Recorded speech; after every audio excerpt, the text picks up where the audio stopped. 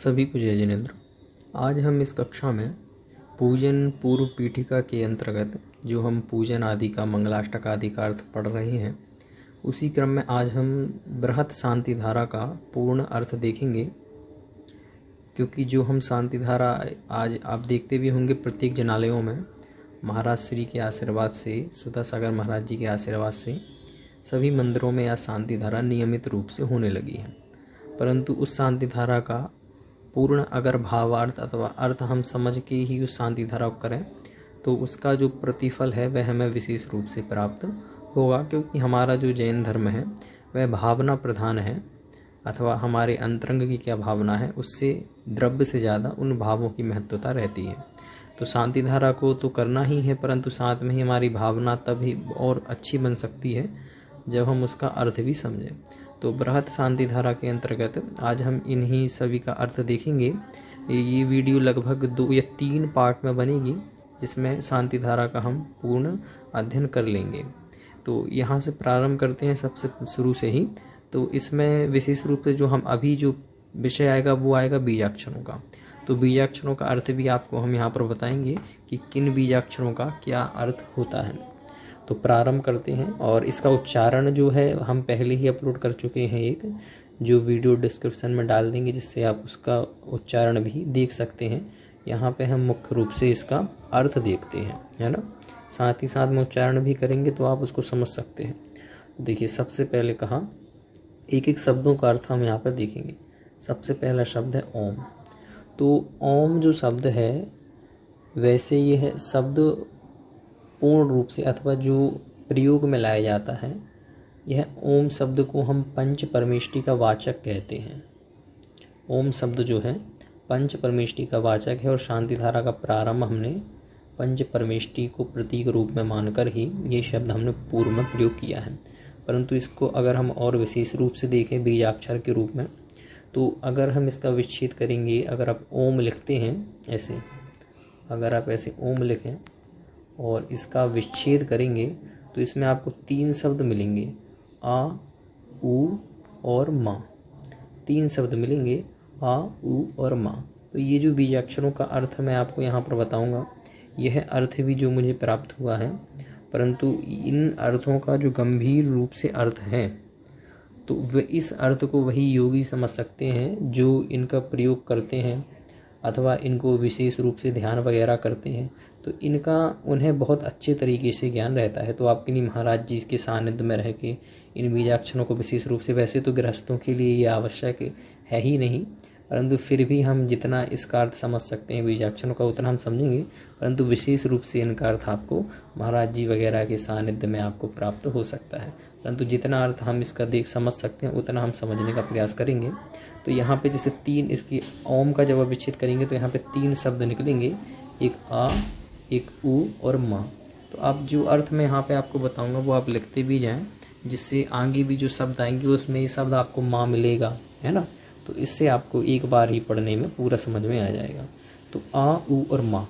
तो आ जो शब्द होता है वह व्यापकता के अर्थ में प्रयुक्त होता है, और एकत्व के अर्थ में प्रयुक्त होता है, और अव्यय का सूचक है। तो ये ऐसे तो इसके और भी अर्थ हो सकते हैं। जितने भी हम बीजाक्षरों के अर्थ बताएंगे उसके बहुत प्रकार के अर्थ होते हैं, परंतु जो अर्थ स्पष्ट हैं और आपको समझ में आ सकते हैं उन अर्थों को ही मैंने यहाँ पे रखा है। तो ये 3 अर्थ में आप आ शब्द को समझ सकते हैं। अब आ और एक उ, जब आप ओम का विच्छेद करके 3 शब्द आपने कहा, आ, उ और मा। तो आ का अर्थ आपको बता दिया। इसका उ का अर्थ होता है, उ जो बीजाक्षर है यह रमणीय अर्थ का प्रतिपादक है।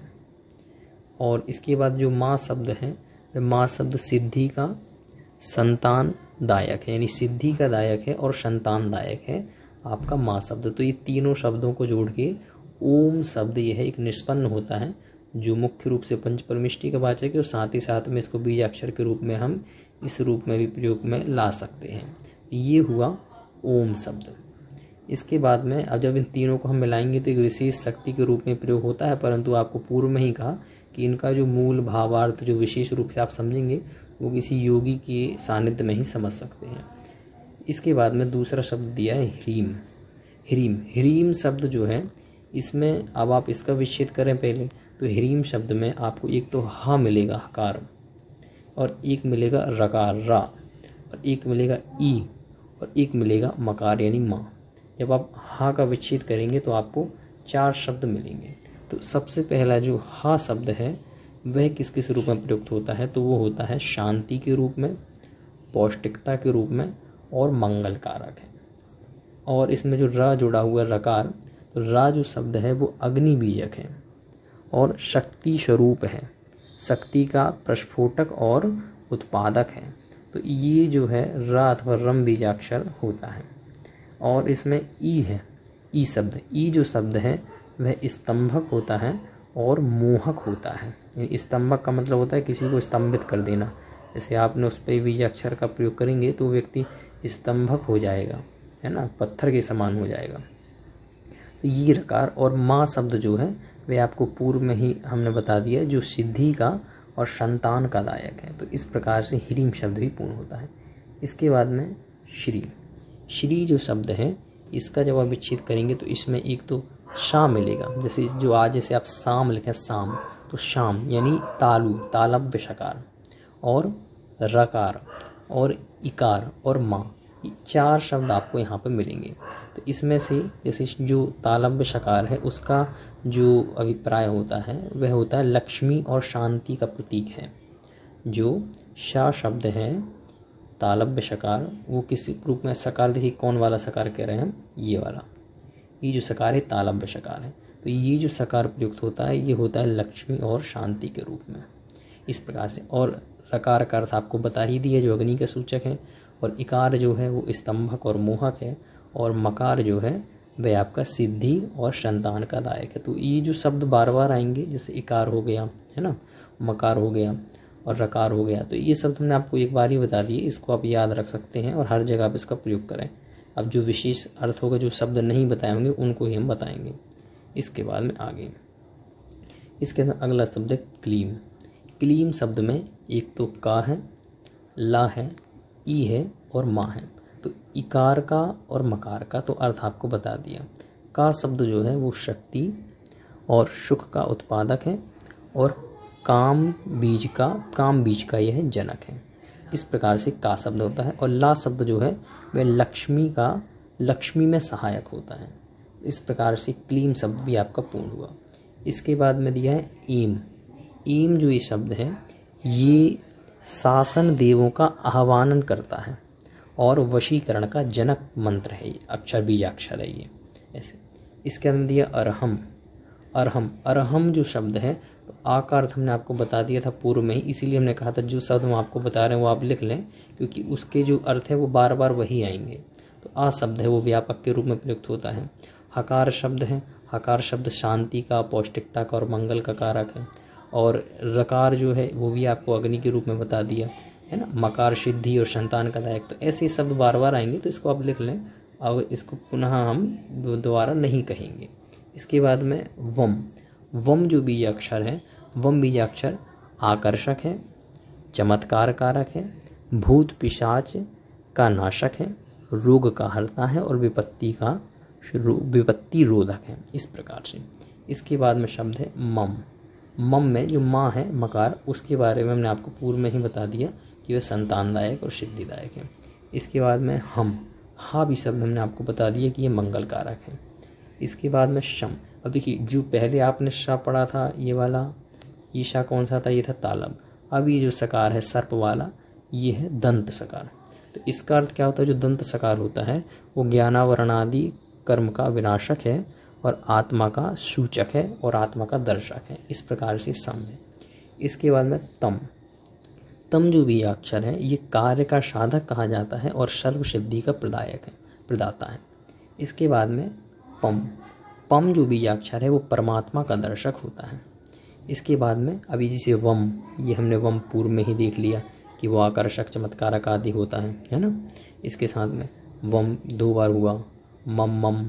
अब जैसे इन शब्दों को ऐसे प्रयोग में लाया जा रहा है तो शब्दों का अर्थ तो आपको समझ में आएगा कि इसके किस रूप में प्रयुक्त होता है, लेकिन जब इनको एक पंक्ति में पंक्तिबद्ध रूप में अथवा 2 शब्दों को एक साथ में अथवा 2-2 करके फिर बीजाक्षरों का, तो इनके विशेष भावार्थ होते हैं। जो आपके अनुभव से अथवा जब आप ध्यान आदि में उतरेंगे और इनका प्रयोग करेंगे तब आपको ये समझ में आएंगे, परंतु जो इनका मूल अर्थ है वो हम आपको बता रहे हैं। इसके बाद में मम का बता दिया, हम भी आपको इसका भी बता दिए। इसके बाद में हम फिर बाद में शम शम है ना, ये आपका दंत सकार है।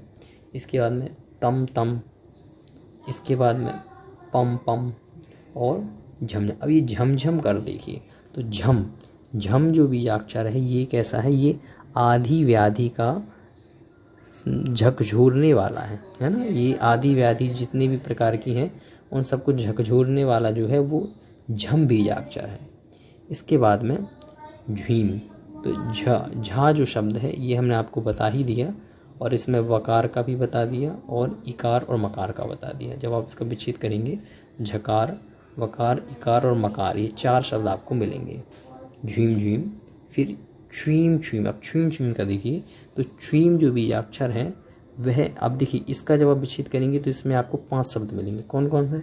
एक तो आपको मिलेगा का, यानी जब आप झीम का विच्छेद करेंगे तो का, और शा, ये कौन सा सा है? ये आपका षटकोण वाला सा है ना। इसके साथ में ही आपको वा और इकार और मकार, ये आपको 5 अक्षर का जब विच्छेद करेंगे झीम का तब आपको 5 अक्षर मिलेंगे। तो मकार हमने आपको बता ही दिया, इकार बता दिया, और इसमें आपका वकार भी आपको बता दिया, और आपको काका भी बता दिया क्लीम के अंतर्गत। अब ये जो सकार है इसका क्या अर्थ होता है षटकोण वाले? तो षटकोण वाला सा जो है वो अग्नि का स्तंभक है, जल स्तंभक है, भयकार है, बीभत्स है, आत्मोन्नति से शून्य है, और रुद्र है और बहुत नेगेटिव है। ये जो आपका षटकोण वाला सा होता है। इसके बाद में आगे इसके अंदर अगला शब्द है द्राम द्राम। द्राम द्राम जो शब्द है इसमें द का वो समझना है, रकार को हम समझ चुके हैं, मकार को समझ चुके हैं, तो द जो है वह वशीकरण बीजों का जनक है। जितने भी वशीकरण बीज हैं उनका द जो शब्द है उसको क्या कहा जाता है? जनक कहा जाता है। इसके बाद द्रीम द्रीम, इसमें दकार, रकार, इकार, मकार का अर्थ आपको हमने बता दिया। इसके बाद में अब कहते हैं द्रावय द्रावय। द्रावय द्रावय का मतलब होता है कि ये सब क्या हो? द्रवीभूत हों, द्रवीभूत हों। फिर नमः अर्हति, नमस्कार हो, अर्हति मतलब अरहंत भगवान को। भगवते, नमो अर्हते भगवते, यानी अरहंत भगवान को नमस्कार हो। श्रीमते, श्रीमती का मतलब जो श्रीमत है यानी श्रीमान है, अथवा श्री यानी संपत्ति से, धन से युक्त है। तो यहाँ पे धन का मतलब क्या लेना है? जो केवल ज्ञान रूपी लक्ष्मी से युक्त है, ऐसा। और ओम जो शब्द है आपको हमने बता ही दिया। इस काल में ह्रीम शब्द को हम देख चुके हैं, का को भी हम देख चुके हैं, रकार को देख चुके हैं। फिर कहते हैं मम पापम, यानी मेरे पाप को, खंडय खंडय। खंडय खंडय का मतलब होता है उसका खंडन करो, खंडन करो। इसके बाद में जही जही, जही जही का मतलब होता है छोड़ो छोड़ो, यानी मम पापम, मेरे पाप को, खंडई खंडई, खंडन करो, जही जही, छोड़ो छोड़ो, दह दह, यानी इसको जला दो, पच पच, इसको पका दो, पाचय पाचय, इनको पकवा दो। ये हम इस प्रकार से जिनेंद्र भगवान से क्या कर रहे हैं? अपनी कामना कर रहे हैं कि हमारे कर्म क्या हो, हमसे दूर हो जाए। ओम, ओम शब्द पंच परमेष्टि का वाचक है। नमः, नमस्कार हो। अरहन, अरहंत परमेष्टि को, ये भी आपका अरहंत के रूप में ही होगा, अरहम परमेष्टि। इसके बाद में झम, इसका हम देख चुके हैं। झीम, छीम, ये सब आपको हमने पूर्व में जो बताया वही आप उतना समझेंगे, तो वही शब्द इसमें दिए गए हैं। झम, झुईम, छीम, हम, सम, झम, वम, हा, पाह, हा, छाम, छीम, छूम, छेम, छैम, छूम। अच्छा, इसमें जो कुछ शब्द हैं आपको आगे बढ़ा के इसमें बताते हैं।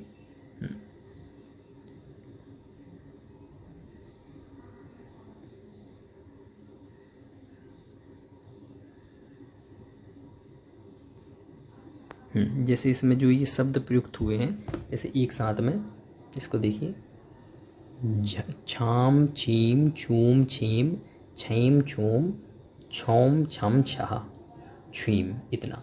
ये जो पूरा ये पूरा इन बीज अक्षरों की जो पंक्ति है, इसका ये अर्थ जो प्राप्त होता है वो प्राप्त होता है रक्षा बीज रूप में, सर्व कल्याणक रूप में और सर्व विशुद्धि के रूप में, इस रूप में ये पूरी पंक्ति प्राप्त होती है। और जो अलग अलग अर्थ है वो हमने आपको पूर्व में ही बता दिया, परंतु पूरी पंक्ति का जो भावार्थ है वो इस रूप में प्राप्त होता है। इसके बाद में अगली पंक्ति राम ह्रीम ह्रूम ह्रीम ह्रैम ह्रोम ह्रौम ह्रम ह्रा, ये जो पूरी पंक्ति है ये सर्वशक्ति के रूप में प्रयुक्त होती है, मंगल के रूप में प्रयुक्त होती है और कल्याण के रूप में प्रयुक्त होती है।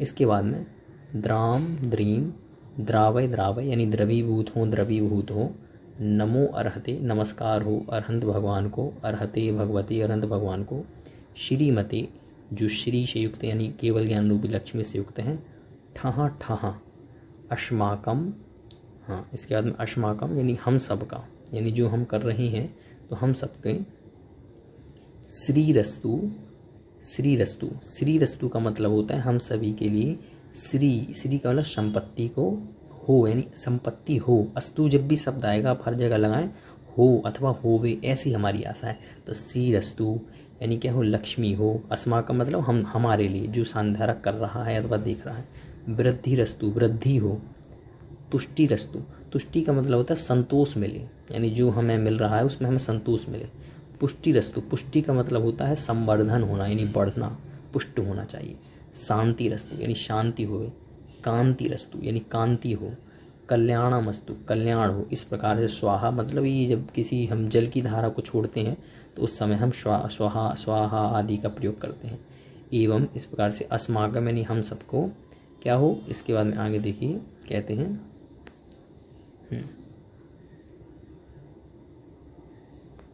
कार्य सिद्ध्यर्थम, कार्य सिद्ध्यर्थम का मतलब होता है कार्य की सिद्धि के लिए, सर्व विघ्न निवारणार्थम यानी सभी विघ्नों का निवारण करने के लिए, अर्थम मतलब इसलिए हम कर रहे हैं।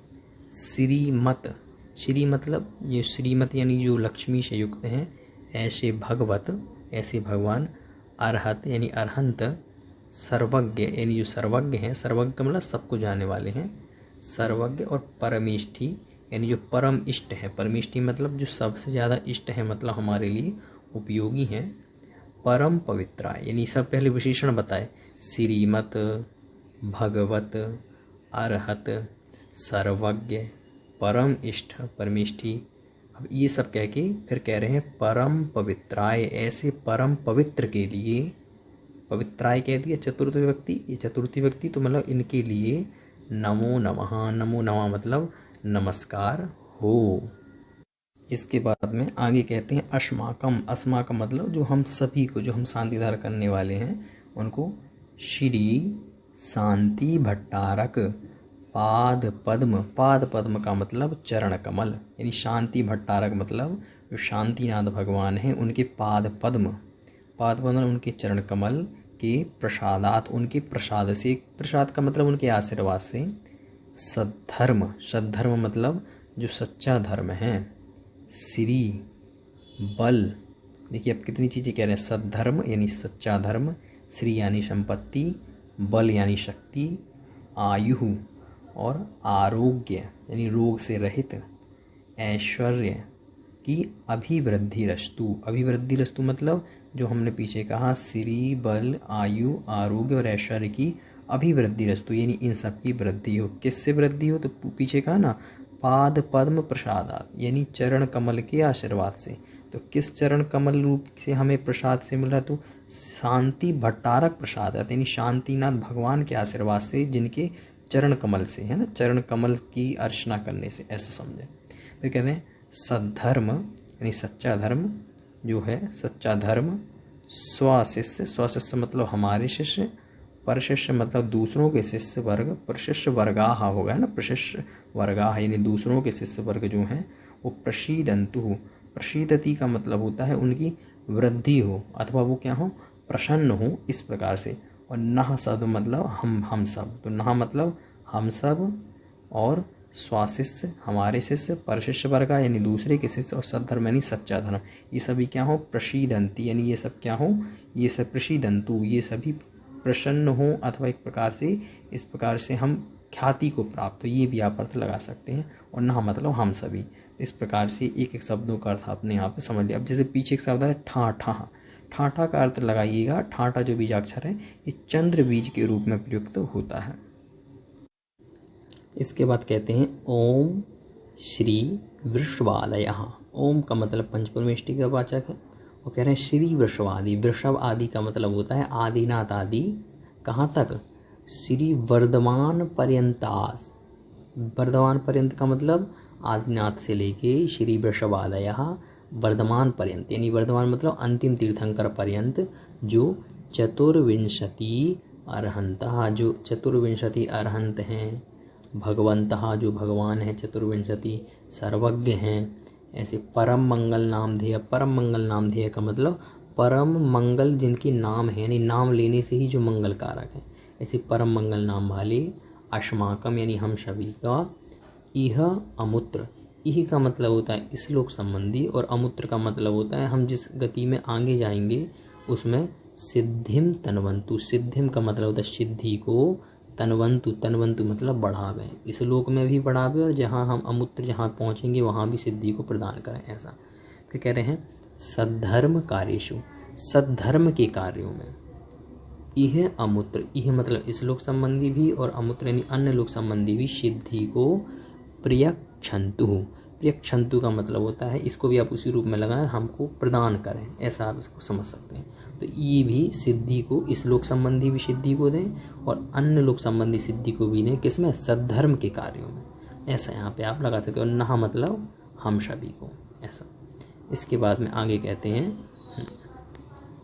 ओम नमो अर्हते भगवते श्रीमते श्रीमत् पार्षतीर्थंकराय, यानी ओम नमो अर्हते भगवते और श्रीमते। तो कह रहे हैं ओम यानी ओम पंचपरमेष्टि का वाचक, नमः अर्हते नमस्कार हो, अर्हते भगवते श्रीमते यानी अरहंत को, भगवान को, श्रीमान को। श्रीमान मतलब श्री से युक्त हैं, भगवान हैं, अरहंत। तो ऐसा आप कह सकते हैं अरहंत भगवान जो श्री से युक्त हैं उनको नमस्कार हो, है ना। और कैसे अब यहाँ पे के लिए नहीं आएगा कि इनके लिए नमस्कार हो, केवल पहले विशेषण बता रहे हैं। अरहंत भगवान श्रीमान जो हैं ऐसे श्रीमत पारस तीर्थंकराय, ऐसे पारसनाथ भगवान को। और कह रहे हैं श्रीमत, श्री से युक्त रत्नत्रय रूपाय। रत्नत्रय रूपाय मतलब जो रत्नत्रय स्वरूप हैं, जैसे हमारे यहाँ सम्यक दर्शन, ज्ञान और चारित्र, इसको ही धर्म कहा है। तो कह रहे हैं श्रीमत रत्नत्रय रूपाय, जो रत्नत्रय रूप हैं उनको।